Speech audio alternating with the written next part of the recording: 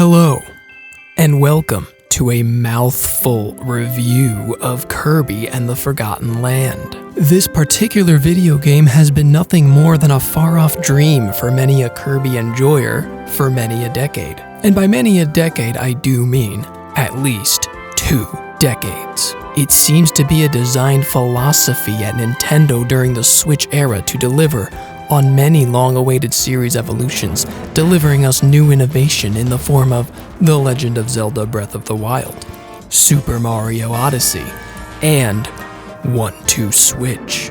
Desperate Nintendo game enjoyers begged Nintendo for 19 years to bring Metroid back to 2D in Metroid Dread. Kirby fans admittedly were never starved for content the way Metroid fans were, but they had been begging Nintendo to bring Kirby to 3D for much longer than that. Before we get into how long, I must say this video is technically a continuation of my previous video, Top 30 Kirby Games in 30 Minutes for Kirby's 30th Anniversary. I highly suggest watching that first to get a full rundown of where this series has gone. I also really liked making that video and thought it was good. After watching Top 30 Kirby Games in 30 Minutes for Kirby's 30th Anniversary, it may become clear that Kirby's history is vast and very two-dimensional. Or is it? Some people still don't understand why Kirby and the Forgotten Land is considered a big deal in the community. Allow me to break it down via the first section of this video. A brief history of Kirby and the third dimension. Kirby has always been a late bloomer. 3 years following the release of the Super Nintendo Entertainment System, director Masahiro Sakurai blessed us with the first home console and second overall entry in the Kirby series on the normal Nintendo Entertainment System. Late as it was, it's one of the best games on the platform and even one of the best in the series. More importantly, it introduced one of Kirby's most important concepts we'd come to know. Kirby is a ball. A sphere, if you would, defined as a geometrical object existing in a 3-dimensional space, also known as not a circle. Unfortunately, the beloved copyability ball never appeared outside of Kirby's Adventure and its remake, Kirby Nightmare in Dreamland, and I don't know a single Kirby fan who acknowledges Kirby's Adventure as the first 3D entry in the series. Nay, the first real 3D entry in the series was Kirby's Dream Course. Look at that incredible Z-axis action. No, I won't. That's not Kirby. That's golf. The first real 3D entry in the series was Kirby 64, The Crystal Shards. The polygonal power of the Nintendo 64 provides us our first 3D graphics and turns Kirby into a ball. Look at him fighting Wispy Woods, going in a circle along the Z-axis. Again I say nay, merely a trick of the camera. The first real 3D entry in the series was Kirby Air Ride. Masahiro Sakurai graced us again one last time by giving us full 3D movement. But nay again, that's just a racing game. The first real 3D entry in the series was Kirby Triple Deluxe, the title even being a deliberate pun on the abbreviation 3D, being viewed in 3D through the power of the Nintendo 3DS. Wrong again. Yet another trick of the lens. The first real 3D entry in the series was Kirby 3D Rumble, aka Kirby's Blowout Blast. Ah no, that was just a minigame. The first real 3D entry in the series was Kirby Battle Royale. Fools! You forget that you can only truly be 3D in physical form. The first real 3D entry in the series was Kirby, the board game, from Wendy's. You get the idea. 3D terminology has been used to describe many Kirby games for about as long as the other Nintendo franchises, yet no one ever felt like we had a real 3D Kirby game. The definition of a real 3D Kirby game, inscribed by me, is as follows. A traditional style, non-spin-off, level-based collectible 3D platformer featuring no other control or genre-bending gimmicks. That may sound incredibly specific until you realize that describes every single 3D Mario game. A franchise in which we've been getting semi-regular entries of since literally the year I was born. This is where the frustration of the Kirby fanbase stems from, though they would never describe themselves as frustrated because we all enjoy Kirby in any form or dimension, but truly, We all wish Kirby would have gotten around to this much, much earlier. 30 years from the inception of the franchise, the first real 3D entry in the series is Kirby and the Forgotten Land. Why exactly did this endeavor take so long? I don't have the exact answer, but allow me to go with a fairly common one. Game development is hard. During a period of time during the GameCube and Wii eras, there were 3 attempts at making a new Kirby game, all of which were cancelled, one of which was going to be in 3D. Little is known about it outside of this image. According to producer Shigefumi Kawase, the game was an experiment with extremely challenging gameplay that placed Kirby in 3D space and allowed players to move around freely. But unfortunately, we weren't able to achieve the quality we hoped for, and it never reached completion. They also tried a sort of 3D title for the GameCube in the form of Kirby Tilt and Tumble 2. It was an extremely experimental age for Kirby where many projects just didn't end up working out. For an 11-year period after Kirby 64 The Crystal Shards, only 2 home console games were released, neither of which were real. Kirby Air Ride and Kirby's Epic Yarn. Shinya Kumazaki, current general director of Kirby at HAL Laboratories, has a quote I rather enjoy. Some in HAL Laboratory even felt that only 2D games should count as real Kirby games. Sounds like a case of the boomers may have something to do with this, am I right? He goes on to say, as far as I was concerned, Kirby was already a perfect candidate for 3D platforming since the series features actions like jumping.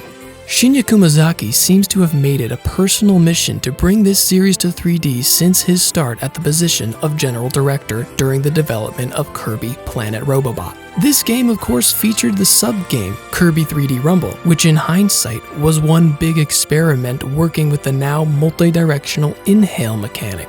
They took the next step with Kirby Battle Royale, experimenting with how copy abilities might work in a 3D space, but neither of these experiments prepped them for one of their biggest problems. Kirby is a ball. The camera being placed behind Kirby's mostly featureless body made it difficult to tell what direction the player was facing. In Kirby 3D Rumble, the camera was limited to moving left and right. When aiming an attack, a large pointing arrow would appear below Kirby as if it were yelling at the player not to mess up. The first real 3D entry in the series was not going to stoop to this level. In Kirby and the Forgotten Land, whenever the camera is far enough away, it may seem to players that an attack hit its target when it really didn't. The developer's solution to this problem is to make it hit anyway. Now that's game design. Similarly, when attempting to jump as soon as you land, the player may assume they landed when they actually didn't, causing Kirby to hover. This can be very annoying. Coining the term fuzzy landing, the game is programmed to recognize a jump input as long as Kirby is close enough to the ground. This, however, did not stop me from hovering when I meant to jump, so I guess I'm just bad. Difficulty is another issue that's difficult to tackle when moving to 3D.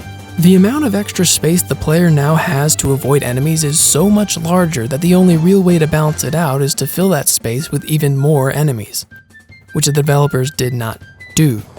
We'll discuss difficulty later in the video. I would describe my excitement for Kirby and the Forgotten Land as substantial but realistic. It would be the first video game I spent $60 on since Metroid Dread in 2021, which was the first video game I spent $60 on since, regrettably, Hyrule Warriors Age of Calamity in 2020. My pre-order on Amazon.com locked for months in advance. That is, until I received an update about my order stating it would arrive by 10 p.m. on release day. Nobody gets packages at 10 p.m. I had been through this song and dance before.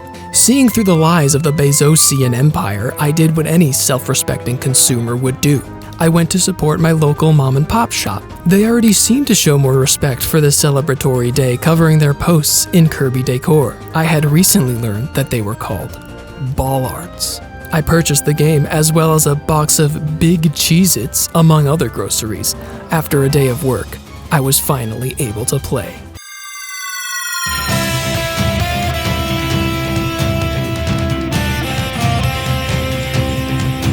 The structure of this review will be unorthodox. I will bring up certain qualities of the game in the order they were impressed on me and judge them based on my overall feelings on them post-game, as a way of reviewing. Before we talk about what's here, let's talk about what's not here. Kirby is one of the more versatile video game platformer characters out there, and that's without copy abilities. He has a double tap dash, inhale, exhale, hover, hover puff, slide kick, guard, dodge, and mid-air dodge. The latter two being borrowed by Super Smash Bros. Since 2014. In Kirby and the Forgotten Land, the mid-air dodge and slide kick are gone. I guess they couldn't work in 3D, but you wouldn't know that at first due to quite possibly the largest, most questionable omission in the entire game, the move list. Pause. I've made a realization that will come to fruition later in the video that the slide kick actually is in this game, but the move list is still not.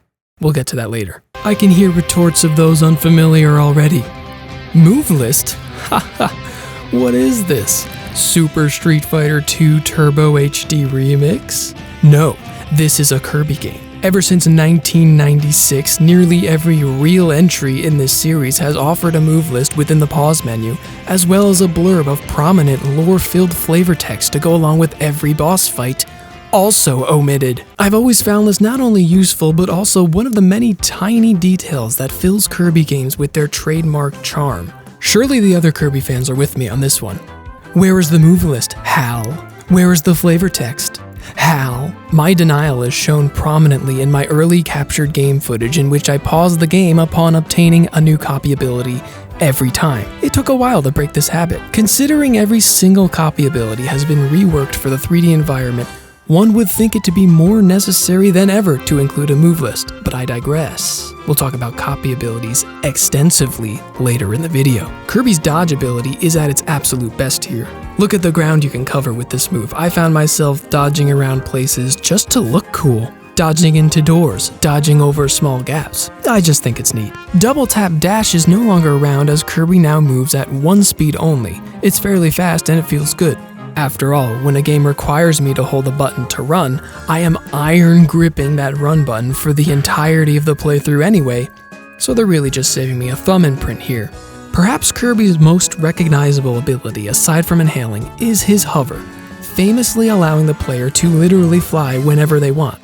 It's one of those things people don't believe is possible before they play one of these games for the first time. The developers aren't really just gonna let you fly, that would be ridiculous. Oh, but they do.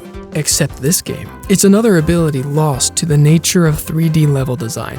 After a certain number of mid-air hops, Kirby now struggles to stay afloat and comes falling down almost exactly as he does in Super Smash Bros. Except this time there's no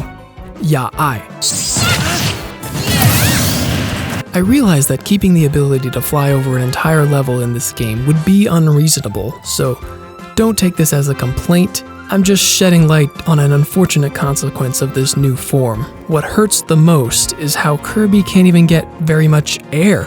By observing these tilting platforms, you can see that Kirby's vertical distance seems to be tied directly to the platform he jumped off of. They've truly grounded my boy. Keeping close to the ground, let's talk about water. Diving into a body of water in this game will spawn a pool tube around Kirby so that he may swim safely to his destination. It's adorable. However, this is the extent of your aquatic endeavors. You do not swim in this game. There are no underwater levels. Now, I'm not exactly the biggest fan of water levels in really any game, but this was still strange. I suppose the developers were not yet confident enough in their ability to make swimming work correctly in 3D, and I accept that. There are a small amount of levels that involve you swimming along the surface of the water. The strange part was that this doesn't change up the gameplay very much at all. In the past, only a small handful of copy abilities would work in the water, but in this game, they all work perfectly normal. The only difference in control is that Kirby moves a little slower. Other than that, gameplay is the exact same as being on land. Again, none of this is necessarily a complaint. Kirby still feels great to control, but this was just a little strange given that World 2 is an entire water-themed world. Why don't we talk about worlds now? The environment and level design have got to be my favorite part about this game. It's some of the best in the series. I've always assumed that when we asked for a real 3D Kirby game, this is precisely why. A 3D environment lends itself to be explored, and that's exactly what this game makes you want to do. There's a whole new dimension's worth of space to play with creatively. In my top 30 Kirby games in 30 minutes for Kirby's 30th anniversary video, I talked about how the best Kirby games exude a mood. Through a combination of graphics, level design, and music, they pull you into an endlessly charming dream world. In Kirby Planet Robobot, we were brought into a cold, sharp, industrial world, and in Kirby and the Forgotten Land, we're in an apocalypse. But this is a Kirby apocalypse, so yes, you're traversing desolate cityscapes and abandoned factories, but it's all presented as this sunshiny, hopeful stroll, as if nothing's wrong. It's such a unique mood that makes this game feel so fresh, as you continually ask yourself the same question. What the hell happened here? It subverts your expectations with the seemingly cliché, elemental Nintendo platformer worlds. Oh, look, the ice world. Oh, look, the desert world. But after playing a level or two, you realized, sure, this is ice-themed, but the actual world is straight up London frozen over. The desert world has you exploring broken-down, clay-roofed, hacienda-style Mexican homes that I haven't seen in a game since The Last of Us Part 2. We got a live one! The music is just as great. I don't think Kirby has literally ever had bad music, but I felt something different this time. Kirby, like most Nintendo franchises, is very much a nostalgia-heavy series that loves its tradition. Most soundtracks are heavily weighted with remixes of old tracks, most of which are found originally in the Dreamland series. I noticed an above-average amount of brand new tracks, some of which might use a bit of motif from those songs, but don't rely on it so heavily that it doesn't feel new. The music in this game feels definitively from this game, and I love that. Who doesn't especially love the lyrical song from the opening that serves as a main theme motif throughout the entire game? Even if it does sound eerily similar to the intro of the 1986 sitcom Perfect Strangers.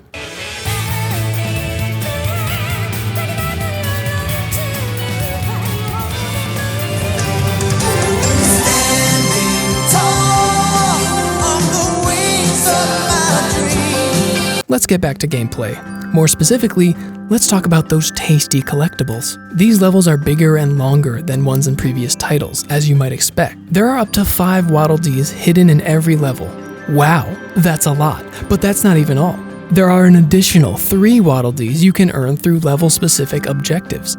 I love level-specific objectives. I love them in Kirby's Dream Land 3, but the objectives in that game are quite frankly pathetic compared to this. Except for the Metroid one.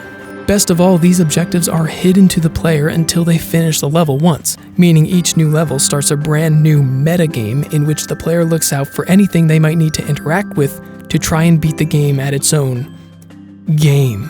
I adored this mechanic and felt like an absolute genius whenever I beat a level with all objectives on my first try. At the same time, I was kind of annoyed that I had to replay the whole thing again to pick up one thing that I missed, but it was worth it. Speaking of retrying, I want to just quickly shout out this retry star. Whenever you hit an on-rails or racing minigame section of a level, you can hit this star at the end to just retry that section. There's often some objective asking you to do something perfectly, and if you mess up, you don't have to repeat the entire level just to get another attempt in. It was much appreciated. Waddle Dees aren't even the only thing to look out for in these levels. Any hidden room where you don't find one of them, you'll likely find a figure capsule. Figure capsules are this game's version of the medals or stickers from previous games, each one displaying an object or enemy you've encountered on your adventures, some of which contain interesting lore tidbits to satisfy your palate before questions start being answered. And finally, there's the rare ability upgrade scrolls that don't even get marked on your map and you just have to find them yourself. Well, I suppose you can go to the Knowledge D to hear about them, but I didn't have to because I'm a hardcore gamer. Yes, these levels are densely packed with stuff to find. It's a great time for any fan of things. It's time to dive into the rich legacy and evolution of copy abilities. Okay, I'm not going to flesh out the entire history of them, but just enough to communicate to you what exactly we sacrificed for the privilege of a 3D Kirby game. If I were a scrutinizer, which I were, I believe it is the biggest loss from the transition. Allow me to explain. Kirby's Adventure introduced us to the concept of copy abilities, all of which were very simple, able to be executed via the Nintendo Entertainment System's single spare action button. Most entries in the series don't even add buttons to the attacks, but instead each game would add some sort of new directional combo before pressing the button. Long story short, by the time we reached 2017's Kirby Star Allies, many of these classic abilities would give players oodles of opportunity to experiment with combat, and longtime fans would look forward to cool new moves being added to their favorite copy ability. The sword ability is arguably the most famous, and it's for good reason. In essentially every single Kirby game, the sword would be the first copy ability you naturally come across. This is deliberate. It's the developer's way of teaching a new player what exactly Kirby is all about. This guy has a sword. He can swing it. What if I ate him? Wow, now I have a sword. Now I can swing it. And that's Kirby. In Kirby's Adventure, that's literally all you could do with a sword. Swing it. But flash forward to the most recent 2D title, Kirby Fighters 2, and what else can you do? The multi-sword attack, the drill stab, the sword spin, the chop and thrust, the hat thrust, the down thrust, the upward slash, the sword dive, the spin slash, the twister slash, and the sky energy sword. That's a lot of moves. More than enough to warrant a move list in the pause menu. Apparently enough to warrant an entire fighting game based on these movesets. Let's see how many survive the jump to Forgotten Land.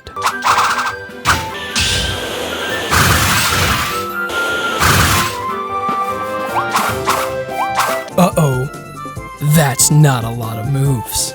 Now you start to see why they didn't even bother with the move list this time. Pause. Pause everything right now. I was in the middle of writing this section and I went to do some research in the trusty Kirby wiki to make sure I got my comparisons right. I looked at the list of moves they so generously provided and what's this? Drill stab? Upward slash? Sword dive? Since when? R/L and A? Let's see this firsthand. This is a moment that goes even further beyond bruh moment. Now feel free to attack me in the comments about this one. I suppose I deserve it. But I 100% completed this game and never knew this was a possibility. You press shield and jump to attack forward. I'm sorry I didn't try that. And yes, to complete the reference earlier, shield plus jump lets you do a slide kick if you don't have a sword. Hal, for the love of Void Termina, bring back the move list. Knowing Nintendo, it'll probably show up in a random patch update after everyone's already finished. Hopefully I'm not the only one here. I looked through the other abilities to make sure if there were any other hidden moves, and thankfully there were none. So for now, let's get back to the point. Adding those three in makes this a bit more acceptable. We'll be nice and ignore that there are even more grab moves associated with each ability in past games, because what's more interesting is how these moves work in 3D. Something like a sword spin can cover a lot of area in a 2D setting. Sword spin was brought over to 3D with essentially no enhancements. This means that what was once a decent area of an attack has been slimmed down to more of a precisely focused form of attack. Many copy abilities in this game suffer the same fate with their moves simply being too precise now. My main legitimate complaint with the combat in Kirby and the Forgotten Land is simply not enough AoE. There's nothing wrong with precision, but when fighting off hordes of enemies in a game like this, you're often looking for something that can clear them out.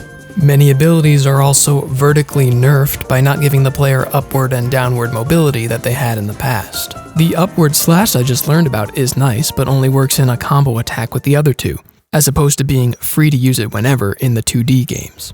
This all comes back around to the developers not wanting the player to fly this time around. Again, makes sense, but it's still unfortunate. Of course, some of this conversation changes when bringing up the various upgraded abilities you can find. More on that in a second, but for now, why don't we judge the rest of these abilities on how well they've adapted to this new world. Cutter. It's more or less exactly the same, minus the downward attack, vertically nerfed.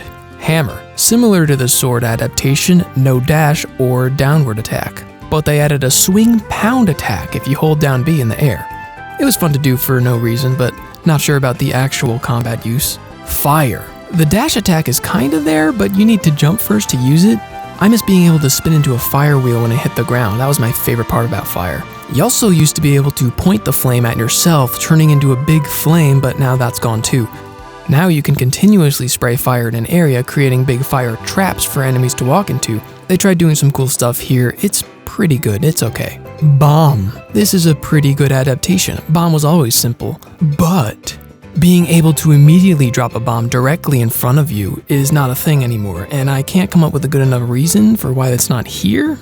Aiming used to be based on how long you've held down the button, but now you actually have to move the control stick to aim, and it's a little more time consuming and a little less fun. Tornado. Oh ho ho ho. Tornado kicks butt. This is an ability you'll love simply because it makes you go fast. It also doesn't need verticality or AoE attacks because you use it just by ramming into things at high speed, and what's more fun than that? I'm gonna do it. I award Tornado with better in 3D. Ice. Ice kinda sucks. There's no dash, there's no air attack at all, you just blow at enemies and slide on ice.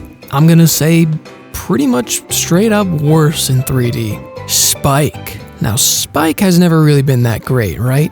Like Spike isn't anyone's favorite Kirby ability.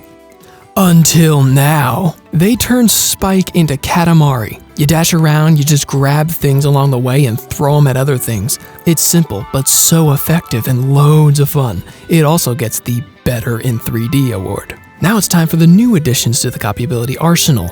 Gun. Kirby with a gun. Kirby has a gun. They put guns in Kirby. Pretty good. Drill. I'm sorry, I thought we said new abilities. Because Drill is basically a 3D version of Animal from Kirby Squeak Squad. Dare I say, Animal was cooler. Even in Kirby's Epic Yarn, a game without copy abilities had a mole transformation thing. They're not exactly drilling new ground here. Drill is not very fun to use, you can't stay underground for very long, and you can't do very much damage to enemies. Not a fan. That brings the grand total to 10 copy abilities. When compared to Kirby Star Allies' 23, that's a pretty disappointing amount. There are some superbly iconic abilities absent from this game, such as Beam, Ninja, Fighter, Plasma, and perhaps saddest of all, Rock. A Kirby game without Rock? How could this be? Did they forget to add Rock? Hal, did you forget to add Rock? The answer to this question is no. I have a theory about this that we will go into shortly. How about we detour from the ability talk to get into Mouthful mode. Kirby is not Kirby without some kind of gimmick. Mouthful mode is this game's big back-of-the-box selling point. I must say, Kirby stretching his entire body over a car and starting to drive around is possibly the best thing gaming has given us in a few years. Mouthful mode is this game's way of changing up the pace to give you more focused platforming sections based around one ability. Kirby gimmicks can be hit or miss. Some of them don't stand out as being very special or maybe underutilized, while others really go far to elevate the gameplay to a new level, providing that charming variety we love this series for. Mouthful mode certainly is charming.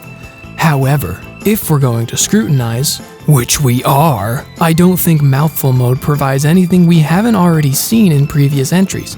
There are two types of Mouthful mode abilities. The first type is the proper transformation sequence into an on-rails section of a level. Storage Mouth and Dome Mouth can't really be classified as abilities, they're just used to essentially open a door. Arch Mouth and Coaster Mouth provide some fun on-rails stuff, but my criticism here is that these sections would still be perfectly possible in any other Kirby game.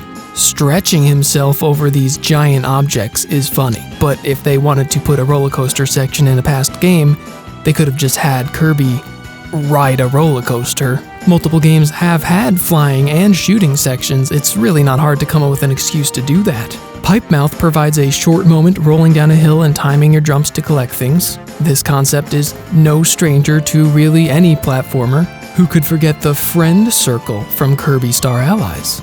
But I digress. I doubt the incorporation of Mouthful mode was to make new excuses for these sections. It was more about the second type, which I have a conspiracy about. Remember?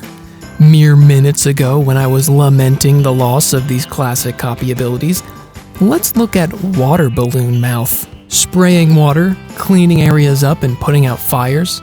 I'm glad they added this. It's not like we had a water ability in the past that did this exact thing. Hold on a second. Car Mouth? Well, that's just wheel, isn't it? Hold on, what about Light Bulb Mouth? Oh, that's just plasma. In fact, as far back as 1995 in Kirby's Dream Land 2, using the plasma ability in combination with Kine the fish would provide you a light bulb to shine through dark areas. You thought I would forget, didn't you, Hal? Well, now I know for sure that you didn't forget about Rock. Cone Mouth lets players jump and crash into the ground, sometimes breaking floors and crushing tough blocks. It's just rock. Perhaps plasma was omitted so as not to overshadow the newly added projectile-based gun ability. As for rock and wheel, here's what I think. These two abilities have one thing in common: going fast. Going fast horizontally and going fast vertically. We already know they had a fear of verticality with this one. One of the first things you might notice when starting Kirby and the Forgotten Land is enemies operating at a much lower frame rate in the distance. Maybe there are sections of this game where going too fast would actually prove to cause major performance issues. Or maybe giving the player the power of a race car at all times would just simply be too much freedom and open the game up to too many exploits. All Mouthful mode abilities are used in designated pre-scripted areas and those areas only. When you reach the end, you have to give up the car. So to put it simply, maybe we just weren't ready for these abilities in their true 3D forms. But I really know nothing about this sort of thing, that's just my conspiracy. The bottom line is that most of Mouthful mode is really a retread of old concepts. But that doesn't mean I didn't have a great time with it. I should disclaim, Mouthful mode was a lot of fun. I'm really just scrutinizing for the sake of truly dissecting this game. We're going to be ranking this on the list from my previous video, so I'm not going easy on it. It's not even a total retread. My favorite Mouthful mode ability was the Ring Mouth that let you shoot out gusts of wind and power sailboats. I definitely couldn't find an old gimmick that compared to Stairs Mouth or Vending Mouth. Wait. That's basically the same as Refrigerator from Kirby 64. Alright, I'm done with the comparisons. And I'm done saying Mouthful mode. I won't say it again. That's about it for the moment-to-moment gameplay. It's fun. It's Kirby. It's always gonna be fun. And it's always gonna be pretty easy. I've never had a problem with Kirby being too easy. It's never about challenge. Well, until it very much becomes about challenge. When they advertised that this game was going to have a harder difficulty option for the first time in series history, I was very excited. You can choose between Spring Breeze mode or Wild mode. After reading the description of both, my excitement turned to disappointment. By normal Kirby standards, which are pretty darn low standards, quote-unquote Wild mode plays about the same as the other games do. Meaning, they didn't actually add a hard mode. In reality, they just added an easy mode. Here's a comparison of the health bar in Wild mode versus the normal health bar in Kirby Star Allies. Now here's Star Allies compared to Spring Breeze mode. I think they duped us.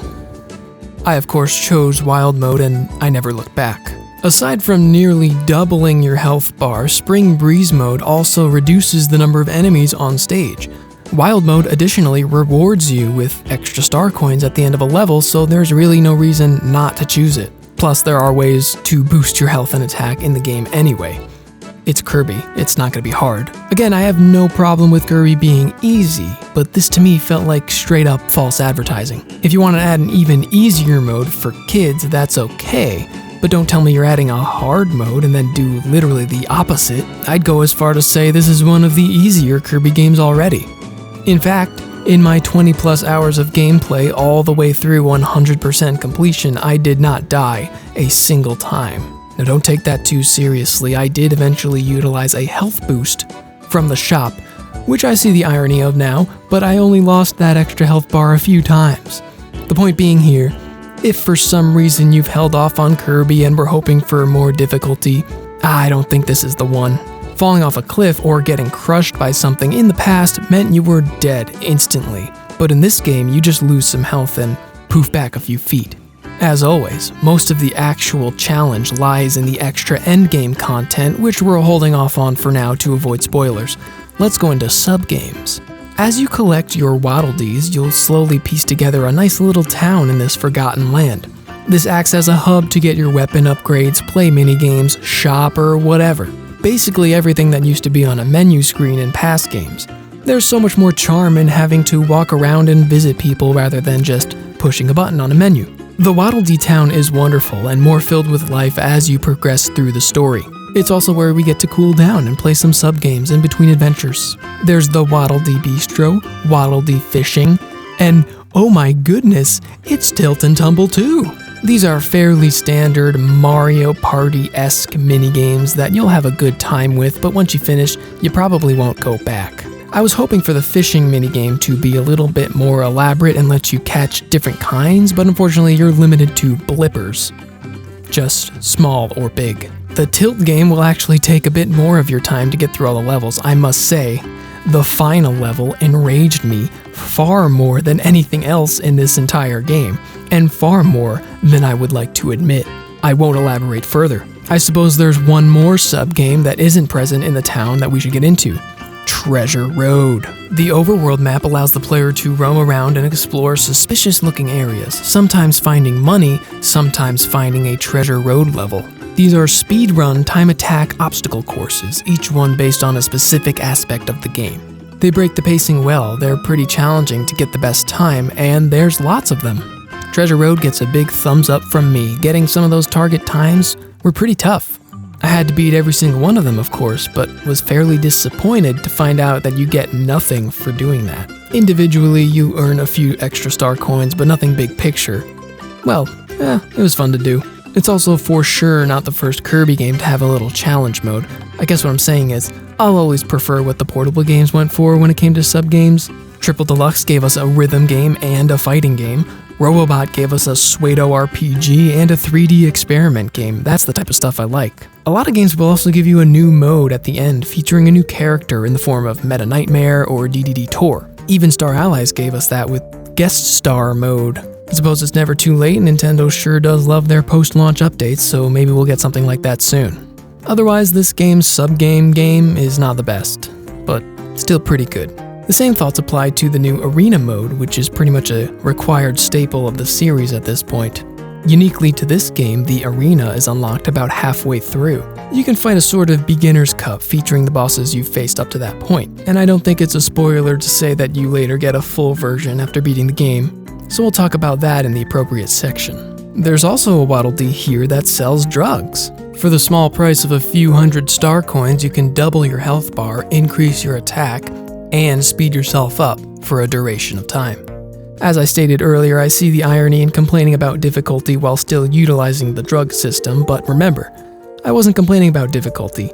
I was complaining about lying about difficulty. If you present me with an opportunity to drug my character up so I can zoom through levels and murder bosses, you best bet I'm taking those drugs. You can also go to Kirby's own home, which I believe is the first time you're actually able to access it in a game. There's nothing to do. You can, of course, have a nap and view some figures you collected, but that's all. Oh, except for this book that shows only the past 8 years of the series. Wow. Happy 30th anniversary, I guess. That lastly leaves the upgrade house, where you spend rare stones you've earned from Treasure Road to upgrade your copy abilities. I consider this a far superior gimmick than the mouth one. Technically, this was also already done. Collecting scrolls and enhancing abilities was a main gimmick of Kirby Squeak Squad. However, the upgrades in Forgotten Land absolutely wipe the floor with that game. It's not even a contest. If you consider these spoilers, feel free to use the YouTube chapter system to skip ahead to the next chapter. In short, pretty much every time I reached the final upgrade, I gasped in amazement at what I was now able to do. These upgrades go so over the top that one can't help but laugh in the face of the enemies who dare cross paths with you. Well, not all of them are quite that incredible, but let's go through them all, shall we?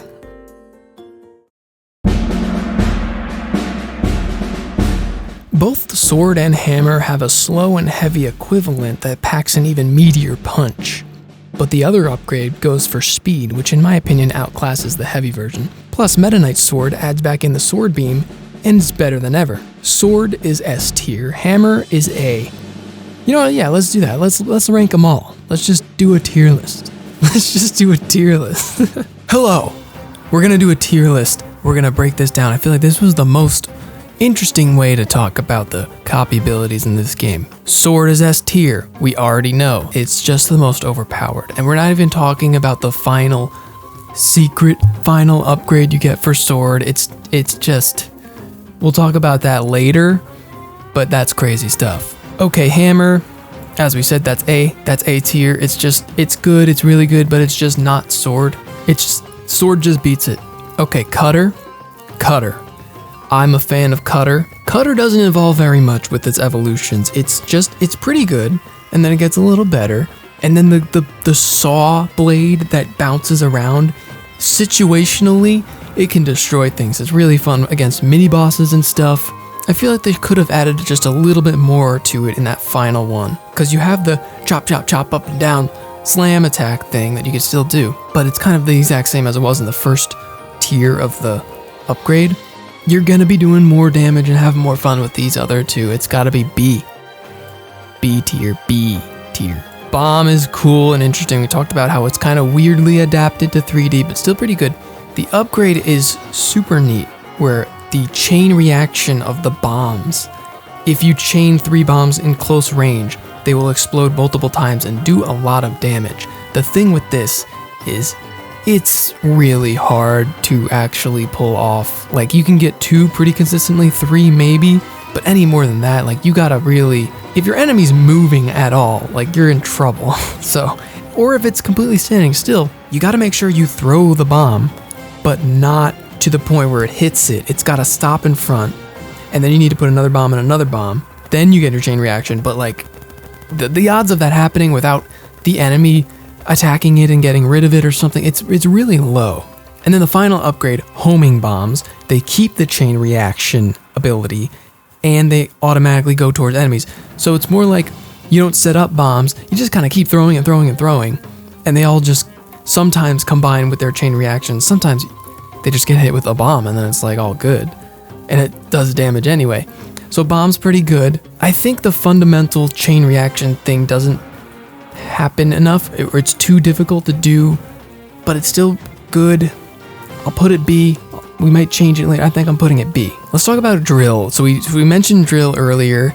It's not very good, and that precedent I think stays the same through the upgrades. So the second upgrade you get is the pencil drill, where it launches a missile in the air when you dash and go into the ground, and then the missile just kind of goes wherever. It's one missile, so it might hurt one guy.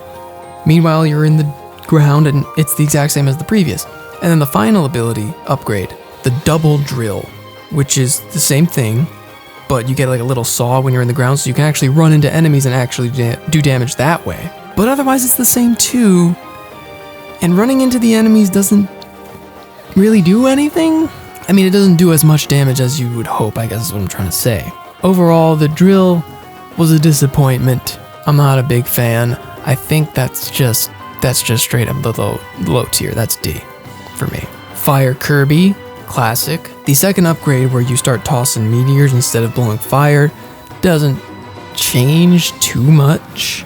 But the final ability, the dragon, is pretty neat. You have a straight line of fire, so it just kind of increases your range in a nice way. But it's skinny, so it's harder to hit, kind of. But then the main event is the dash forward with the wings, where you can keep dashing over and over and over and over, which is pretty fun to just swipe enemies back and forth like that. That's pretty cool. I think they could have translated fire a little better to 3D, just in general, and the upgrades don't quite save it. It's okay. I think that's C. I think that's gonna be C. Okay, now for a surprise event. We have Crash. I didn't forget about Crash. So I talked about how there's 10 copy abilities in this. There's actually 12. There's 2 hidden ones, and I'll talk about why I didn't really even mention it, because Crash is in every Kirby game, pretty much. But they don't mention... Crash isn't like in Star Allies, it's not available on that ability selection screen, because it's not a real ability. It's a one-time gimmick, same as the mic ability, which is not in this game, unfortunately, because this is just a screen wipe attack one time, and then you lose the ability, so you can't just select it. Like, you can't really go into a boss. I mean, you could, but the point is you can't play through the game with this ability. It's a one-time use, and then it's gone. You have to find it again. So this being counted as an ability does not vibe with me. They're trying to boost that number up to 12. It's not. There's 10 abilities, and we'll get to the other one later. But the idea that Crash can be upgraded is very cool, because the whole thing was already a massive explosion screen wipe attack. So now, how do you upgrade that? Well, they turn it into this clock stopper ability where you freeze time and bump into things, and you create a chain reaction of every time you bump into things, you have more time to stay in this zone. And then when time runs out, everything just explodes, and it's really fun. It's great, but it's also still a one-time use thing. I'm putting it here really just to talk about it. Ranking it among these, I don't think makes much sense.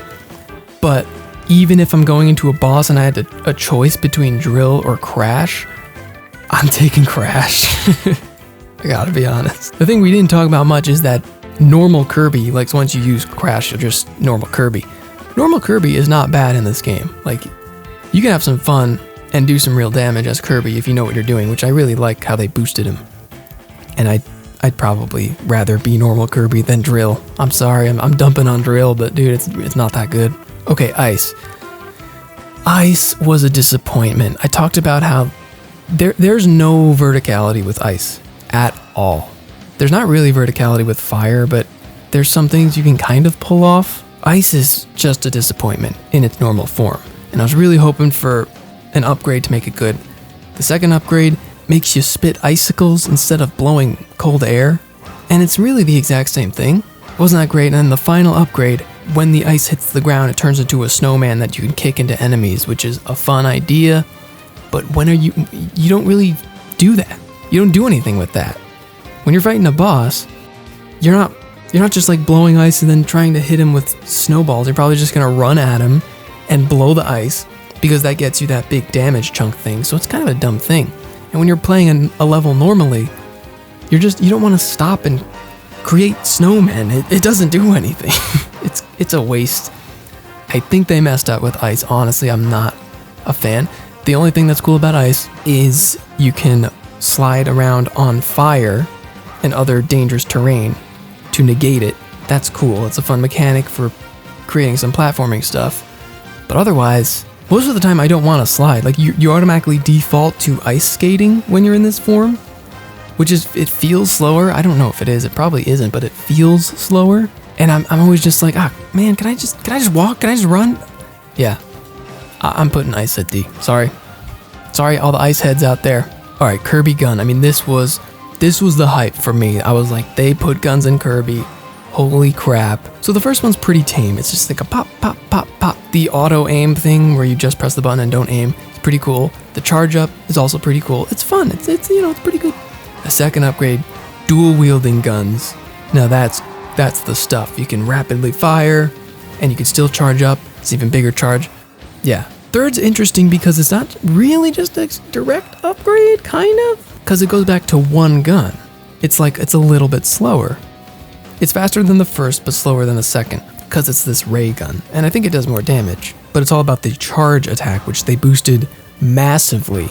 If you hit him with a fully charged attack, which takes a long time to charge, if you do that, it creates a massive area of effect, where, like a boss, if it hits it, it'll stop to take the damage, and it'll stay like frozen in the state, jittering around like that and taking a ton of damage, which is really satisfying when you pull that off. The jump dash ability where you shoot things down, I feel like is worse in the third upgrade because it does this spray of floaty little projectiles instead of just shooting downward and killing enemies. But the charge attack is really fun, and the first time I saw that I was like, ooh, there's plasma.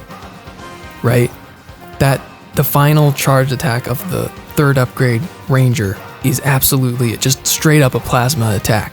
That's why plasma isn't in this game. They put it in the light bulb and they put it in the gun. So we lost plasma for this, and I like the gun, but I really miss plasma. So gun is pretty good. I think I'm putting it at B. Just not gonna do quite as much as the other two, but fun, and I'm always gonna pick it up to do that big attack if I can, because that's just fun. Time for the secret second ability. It's sleep. Yeah. So sleep is also in pretty much every Kirby game. It's just weird because it's kind of been it's a running gag. You eat the enemy and you fall asleep. It's like a joke. You heal, that's the only thing that happens, but then you lose it. They craft areas like little puzzles where you have to dodge the sleep ability. So, because if you pick it up, you'll fall asleep and you'll fall into a pit or something like that. They make little obstacles out of it. It's not supposed to be good. It's not like a real ability. So I didn't count it when I was talking about them earlier. But again, just like Crash, the idea that you can upgrade sleep was very intriguing. What could that do? And then you get the sleep upgrade. There's only one. And when you fall asleep, you get one of those drug boosts from the shop. So you can get more health, you can get a strength increase or a speed increase. And I like that. That's cool. That's pretty cool. So now when I see one of those naughties, I think they're called naughties, I'm probably going to drop my ability and just pick up sleep, fall asleep, get a boost. If you got a keen eye, oh, there's a naughty, I can use it to upgrade. It doesn't make sense to put it on this tier list. It doesn't.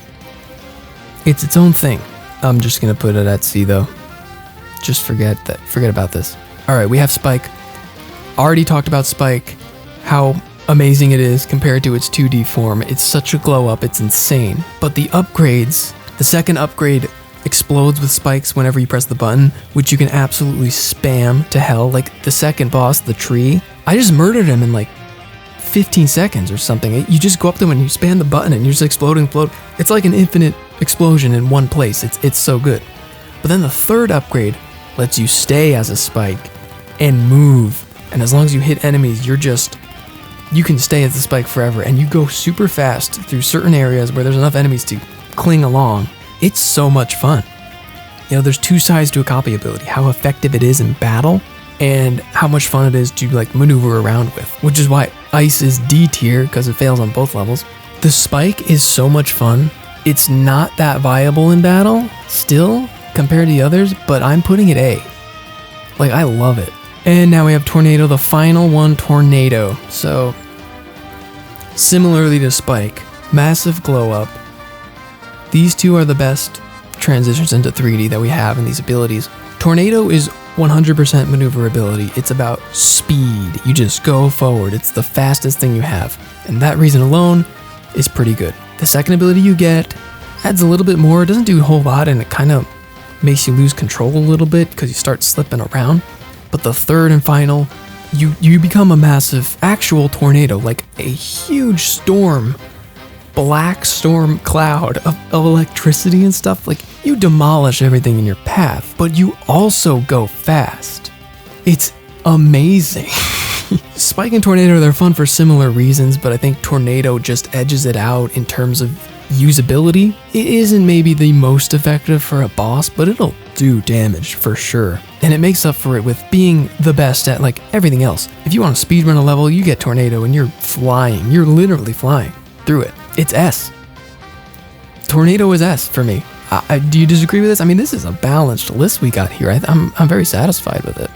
B tier has some fun. C tier is where I stop caring, and D tier is like, never give me this copy ability, never. I don't care, I never want it unless I need it for a puzzle or something. To conclude the copy ability discussion, we have a slim selection, and they tried to say, oh, there's 12 in the game. No, Sleep and Crash don't count. There's 10 in the game. Gun is not quite a reskinned Plasma, but it kind of is. Drill is a reskinned mole or animal ability, not bringing enough new to the table and not that fun. Most of the classics translate okay, but Fire and Ice don't translate that well. Spike and Tornado are massive boosts. Sword is OP and just great when you upgrade it. And that's it. That's the end of the discussion. I would like more. I would like to see them, not even more. I would rather see these abilities improved than just adding more abilities that are also going to end up being B and C tier. Like they could add whip or something, and they could add beam. But are they going to be fun? Like they have to work in 3D. That's the key. And this is the first game, so we're going to see how that goes. But for now, it's a decent selection. Definitely needs improvement in the future. We'll end it there. Wow, you're still watching this video. You must be a very big Kirby fan. Or you just like long videos that you can put on in the background. Well, me too. If you skipped the previous chapter on copy ability upgrades to avoid spoilers, I have some bad news for you. I lied. There's going to be even more spoilers in this section as we are finally about to cover story. It's been a long time coming, but if you still haven't played Kirby and the Forgotten Land, I highly encourage you skip this section as well. This will be the last section before the conclusion, and I will not spoil anything during the conclusion. So you have been warned. It's story time. Like difficulty, story is never really a focus of any Kirby game until it is. But I'd say this game in particular holds more to its chest than any entry before it, and I must admit, I was getting worried. I was getting a little antsy after around World 4 when we still haven't learned anything about what's going on. There's not even a villain present for the majority of the game, and that was strange. All we have on story is Kirby gets sucked into this giant portal and is now in this weird world. Somehow, after passing through, he gains the ability to stretch his skin over certain objects. He finds out that the Waddle Dees, as well as probably every inhabitant of Dreamland, have been sucked in here too. He meets Elfilin, who seems to have suffered the same fate but came from somewhere else. Also, somebody is capturing the Waddle Dees. I guess we should save them. That's it. That's it until basically the end. And I'm not gonna sit here and scrutinize the early story of a Kirby game because the fact is, this entry didn't need a big scary villain to shake your fist at. The hook of this game very clearly is the world.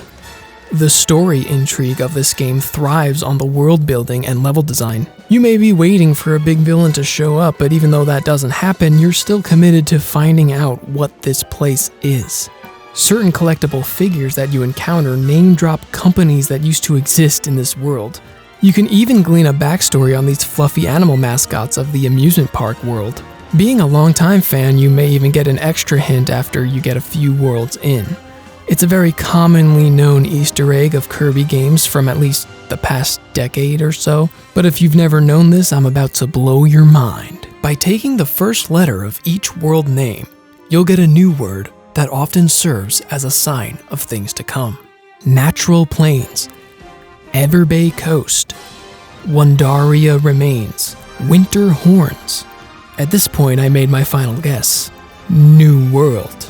I was correct. At the end of Winter Horns, we finally meet up with our longtime friend, King DDD. They took some interesting liberties with his character design this time around. I kinda like it. I don't know if I prefer it.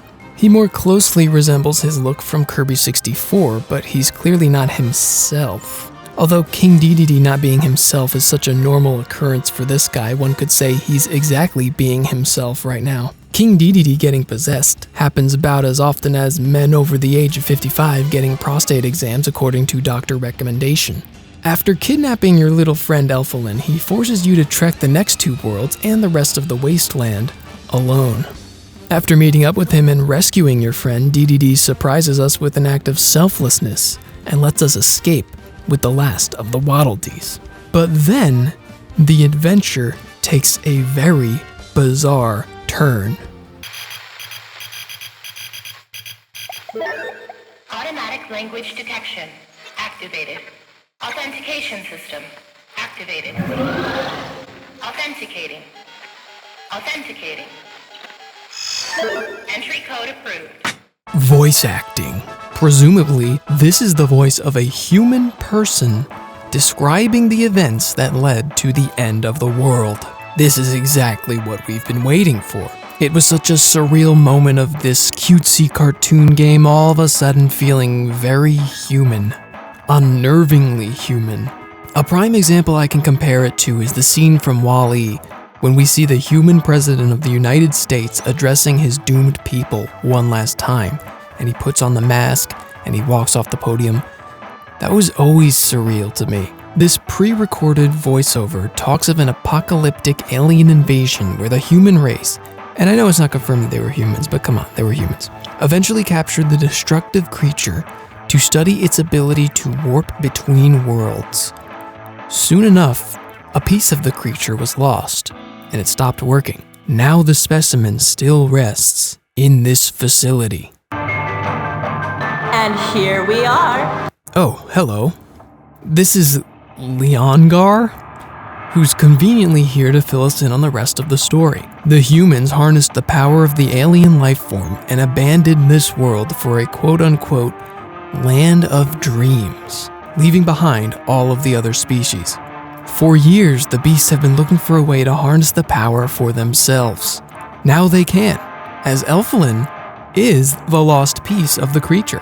After kicking the lion's butt, you realize that he and all the other beasts you've encountered, like DDD, have also been under a mind-controlled state, merely serving the will of this alien as it searched for Elfilin. Now looking to stop Kirby from ruining its plans, it absorbs the lion and the other beasts into this gooey green paste, becoming an amalgamation of mindless beasts, chasing Kirby out of the facility.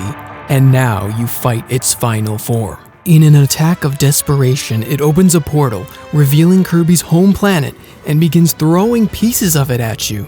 So, you eat a truck, and you drive up a flying building, smashing the alien creature and killing it under your big rig wheels. You run over the ultimate life form and just go home. The more media I experience, I tend to realize my favorite type of mood tone, and it's this. Stupid, but also genuinely thrilling. It's an extremely difficult mood to pull off. It's the exact reason why I love Kingdom Hearts. I'm playing as a living ball whose mouth stretched over a truck, and it's still an epic and climactic ending to a sci-fi post-apocalyptic story. Seeing the chunks of dreamland come crashing down gave me this sad, nostalgic feeling as all my memories of running through that world came crashing back. I was fighting a battle to save that world, but also the new world. But the ending is never the ending when it comes to Kirby. It's hard to even consider this a post-game when it's such a significant chunk of the game and story. The world was saved, but Leongar was left behind, a soulless husk of his former self. Welcome to the isolated isles, the Forgore dreams. One could continue with the first letter Easter egg here by taking the two eyes and calling this New World 2. This is a land of remixed levels, condensing the highlights of each world, upping the challenge, and adding a ton of collectibles and tossing it all into a not-so-healthy stage salad. As a lover of collecting, I enjoyed this hunting portion of the game quite a bit, barreling back to the lab after fighting souped-up versions of all the bosses, including a dual hammer-wielding DDD. We confront Leongar once again to restore him. Oh, well, first we have to fight him in a new form, and then we can restore him. Wait. No. Not again. Not you. If you skipped Kirby's Star Allies, you may be out of the loop on this cute little butterfly. No one batted an eye at the guy, but looking back, this specific orange butterfly appears in the opening of many mainline entries, quite often waking Kirby up from a nap once an adventure is about to begin. Some now theorize that this was the butterfly's attempt at absorbing Kirby's power. When fighting Galactonite, the greatest warrior in the galaxy, the butterfly makes an abrupt and unexpected appearance to absorb this power and transform into Morphonite, possibly one of the wildest moments in the series. Here he is again, fluttering through a dimensional rift, casually absorbing the essence of the ultimate life form and challenging Kirby to a rematch. This fight, like all of the post-game fights, kicks butt. And so, as Leongar is revived, the worlds are saved and now connected. All is well. However, The alien escapes, and now possibly with the power of Morpho Knight absorbed. The true final battle awaits. We have finally reached the last part of the game that I have not covered, the Colosseum. You unlock this arena mode around halfway through the main game. I hadn't talked about it earlier since it is the reveal of Meta Knight. Meta Knight seems a bit sidelined in this one, as if they didn't know how to fit him in, so they just put his boss fight in the Colosseum without an explanation really. I mean, he's just there and then he's like, oh, I'll go to the Colosseum. He's the final boss of the Meta Knight Cup you can attempt at that point in the game. After beating the main story, you unlock the Ultimate Cup, which is absolutely a misnomer because once you finish the post-game, you unlock the Ultimate Cup Z, which is like the Ultimate Cup, featuring the beefed up versions of all the bosses, plus one true new final battle.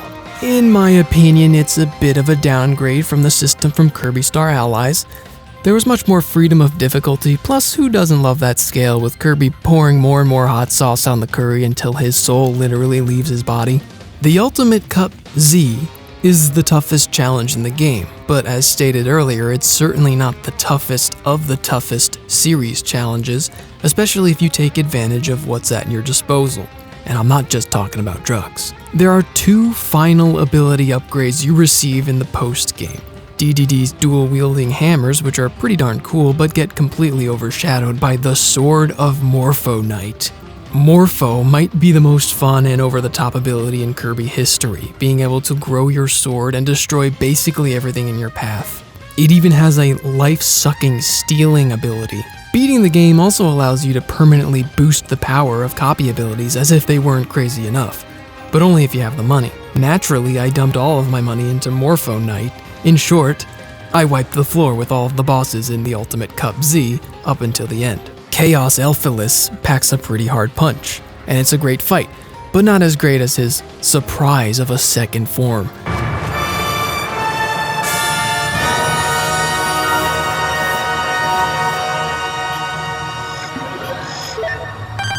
And here we are.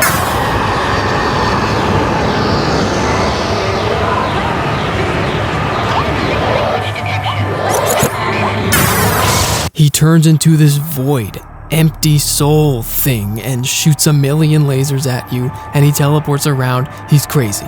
It's times like this I really miss those pause screen descriptions, because we really have no extra info on him. But the fight's too good anyway. I adore that use of the pre-recorded message looping in the background. It's genuinely haunting. With that, we've reached the end of Kirby and the Forgotten Land. What a journey. The true final boss is great. The world is intriguing, and your intrigue is paid off tremendously because I think the reveal of what went down here is so well done, and the lore does leave you wondering more, in the best way possible. The main point I still wonder about is in Leongar's monologue where he mentions the people of this world left for a land of dreams. It's difficult to read Land of Dreams and not think there's at least a possibility this might refer to Dreamland. This can't be what they're implying. After all, there are no humans in Dreamland, right? But if not, where did the humans go? Are they off in some paradise land? Perhaps something went wrong and they ended up in the land of forego dreams. We will probably never find out, though it's fun to think about a world's worth of humans just existing somewhere out there among the stars in the Kirby universe. I wonder if these are the same guys that may or may not have inhabited Shiver Star before that froze over. I could wonder for hours, but let's finish this game for good.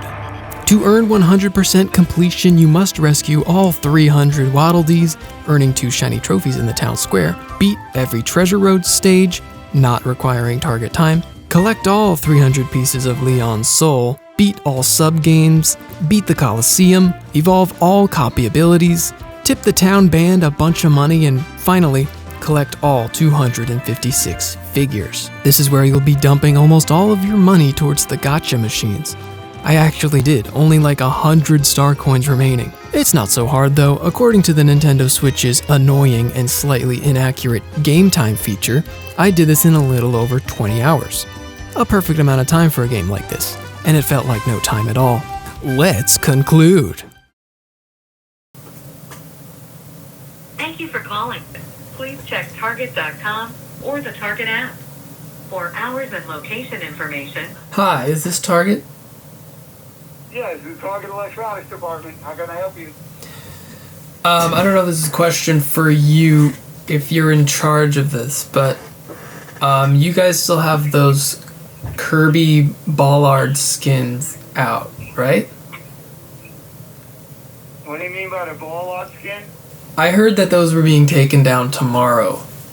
Is it at all possible that, because I hear you throw them out, that I could just come over and like take it whenever you're done with it? To get one? That I don't know. Hold on, let me see. Okay.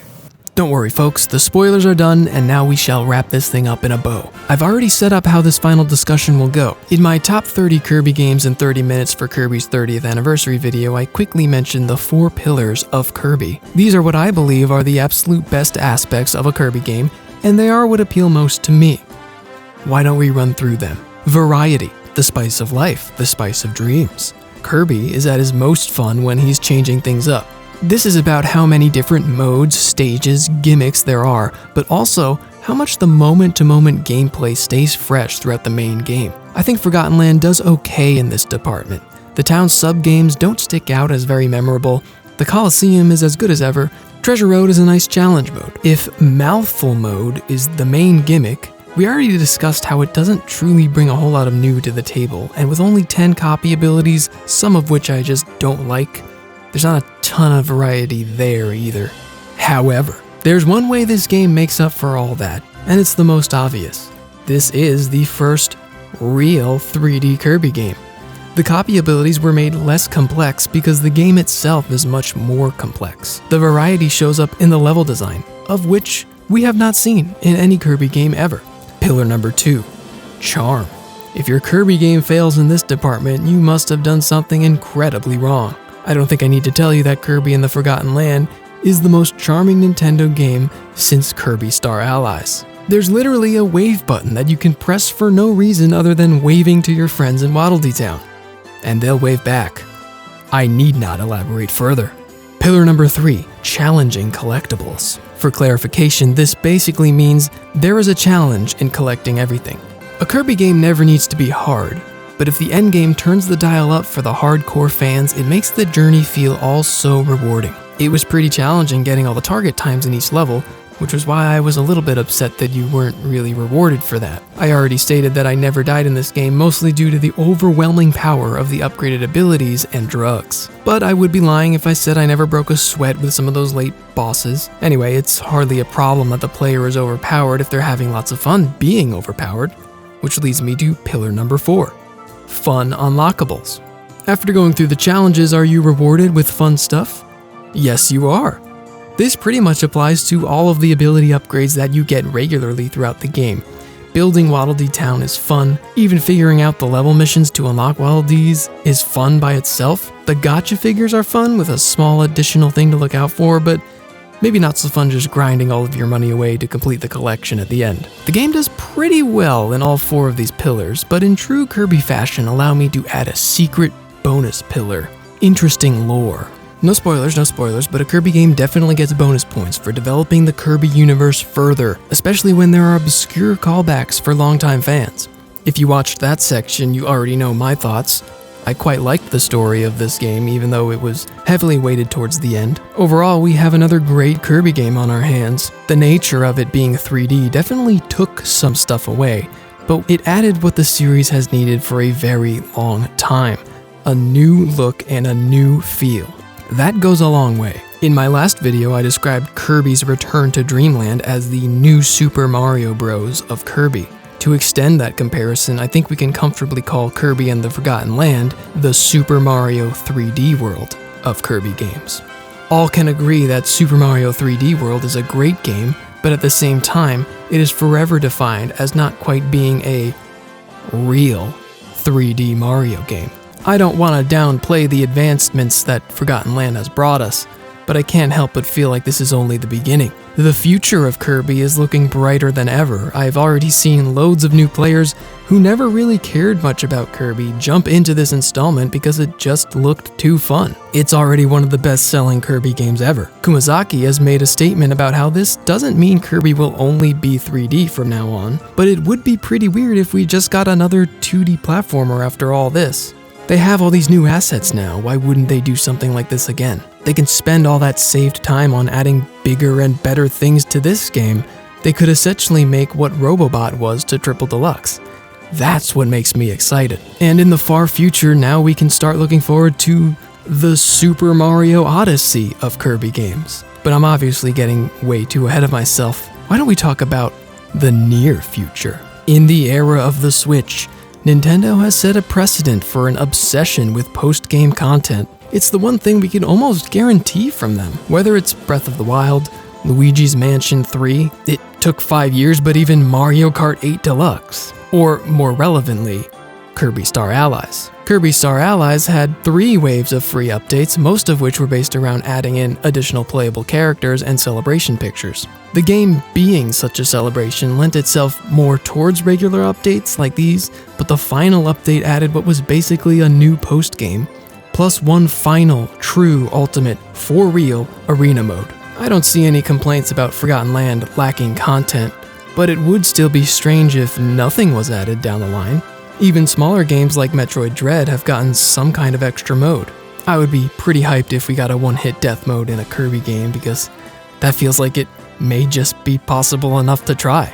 But sadly, I doubt it. There's a chance they could add new copy abilities, but I don't think that's happening either. They'd probably need to add opportunities to get them in certain levels, and that could just be too much work. Could it be more likely we get additional upgrades to existing abilities? I mean, they're already so crazy, I can't think of how they'd be pushed further. Online co-op is a possibility. I guess what I'm saying is this game doesn't really need more content to be worthwhile, but given the pattern, it would just be nice if we got it. The most likely thing we could see is a new playable character / mode in the form of Meta Nightmare or DDD Tour, as I mentioned earlier. I think that would be the icing on the strawberry shortcake that is this game. I don't want to speculate too much further to avoid overhype, but I do hope we get a little something something. I'll probably make a follow-up video if it's worth talking about. There's one final task we must do before we finally slay this beast of a video. As promised in Top 30 Kirby Games in 30 minutes for Kirby's 30th anniversary, we gotta rank this thing. I'm gonna skip ahead to the number 10 spot because I don't think we need to argue if this game's better than all of those. Number 10 is Kirby Star Allies, a game that has been brought up many times in this video, sometimes being compared favorably due to its ability roster and superior arena mode. Those points may be true, but the core gameplay will always impress over the rest. Kirby Star Allies was the end of a style of game getting too stale for some people to bear. Forgotten Land is an exciting step in a new direction. Number 9 was Kirby's Dream Land 2. It's a little strange to compare a Game Boy game to a Switch game, but I still believe it's better than Star Allies. Forgotten Land is the advanced, next-gen experience that sort of outshines the Game Boy game by default. Number 8 was Kirby and the Amazing Mirror, a fun game that begs to be remade. I think if they ever did that, it actually would stand up to Forgotten Land, but as of right now, that's not the case. Number 7, Kirby Air Ride. Ah yes, the first time we were able to control Kirby in 3D. We've come so far. Like Amazing Mirror, I think this could be revamped into a legendary modern party game, but some of that is lost to time being stuck on the GameCube. Plus, it's not exactly a real Kirby game anyway, so we're moving on. Number 6, Kirby Mass Attack. Ooh, I really like this one. But what Mass Attack has in variety and challenge, Forgotten Land has in pure fun gameplay, world design, and interesting lore. Number 5, Triple Deluxe. Easy.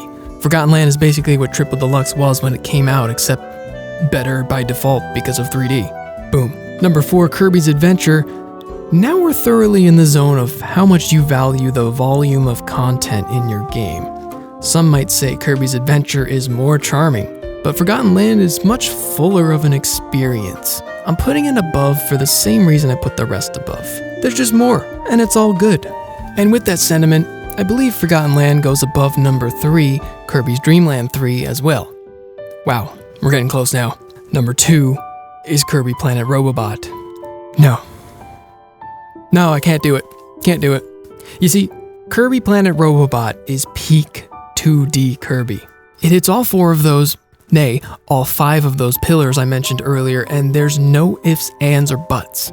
Plus it has at least as much charm and intrigue in its world and level design as Forgotten Land, but in addition, it picks up all the slack in the aspects that Forgotten Land struggles with. All that Forgotten Land has left to fight with is its 3D gameplay, but I'm sorry, it's not enough. Folks, the battle is done. Kirby and the Forgotten Land is the 3rd best Kirby game ever made. If you seriously think that's too low, you gotta give yourself a check on the old recency bias. Maybe I gotta check myself, maybe it's too high, but I'm pretty confident in this placing. This is an important game in this series. All of my issues with the game can be fairly easily improved upon in a sequel that can honestly top Robobot. Robobot is not untouchable. Superstar might be. I'm not sure how they can top that unless they do a 3D Superstar. The possibilities are endless for Kirby's future. More people are hyped for this little guy than ever. If you haven't played Forgotten Land, you should. It's great. Also, what are you doing even watching this far? Are you insane? If you did watch this far, you have my eternal gratitude. I hope you enjoyed me talking obsessively about a small pink child for well over an hour. Please contribute to the conversation. I would love to hear if I missed anything worth talking about. Do you disagree with what I said? Or my placement in the ranking? What do you think is next for Kirby? Boy, that sure was a mouthful. I should call this video a Mouthful review. I think I will. My voice will be non-existent after this video, so I must stop talking. If you take one thing away from this spiel, remember to stand tall, don't be afraid to try something new, and when you do it, run wild.